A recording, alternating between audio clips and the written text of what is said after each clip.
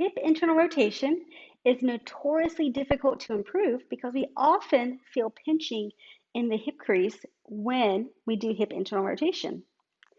To improve your mobility without hip pinching, it's best to do your hip internal rotation work with your hip extended.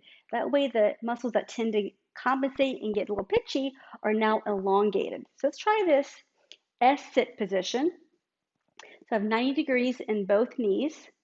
And then I want to pivot my pelvis towards the front leg. And then I can lean over to the side, either to my hand or to my elbow, to make it a little bit easier to move my hip. It's much, much harder if I sit upright, but we'll get to that. So come here or here and press the inside of your knee against the floor. If your knee doesn't get to the floor, maybe put a yoga block or a rolled up yoga mat under your knee so that you don't have to work so hard to get your knee to the floor, or maybe find some sort of mid-range place to be. Regardless of where you are, press your knee against the floor or yoga block or mat, and then float your foot up off the ground. As you do that, it's okay to let your pelvis rock forward a bit to help you. Hold that position. That may be plenty of work. Press the knee, hip forward, lift your foot. If that's feeling fairly easy, then using the muscles on the side of your hip, not your back, not your waist, can you float your knee off the floor? You should feel a ton of work right on the side of your hip. If you're feeling like your pelvis is hiking up, start over, lengthen your side, lift the foot, hover the knee.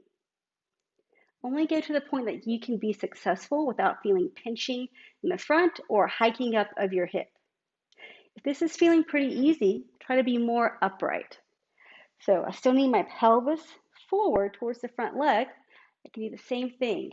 Push the knee against the ground, pivot your foot up, plenty hard, and maybe try to hover that knee much harder in this position. Feel free to lean a little bit if you need to, but as you get more proficient, you can be more upright. Again, you're working the muscles around the side of your hip, not the front of the hip, not the hip crease, not your lower back. And relax. After doing this, retest your squat and see if it feels any easier. So now that I've done one side, the side feels free and open and easy compared to the other side. Repeat on side 2. So find that S-sit. Roll your hip forward towards the front leg. Lean to your hand or elbow and press your knee down against the floor or elevate it on the yoga block if you need to. Float your foot up. If that seems doable, hover your knee off the ground. As I hover, I'm still thinking of lengthening my leg so I don't compress things in my joint. You don't want to be short. Joints like space. Lengthen that leg nice and long. And repeat as many times as you can, up to maybe 8 or 10. That'll be pretty fatiguing at that point. Or you keep progressing to a more challenging level if that's available to you.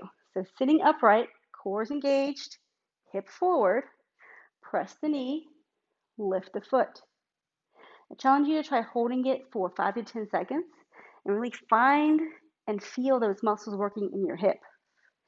And then feel free to add that extra bonus challenge by lifting off. Enjoy.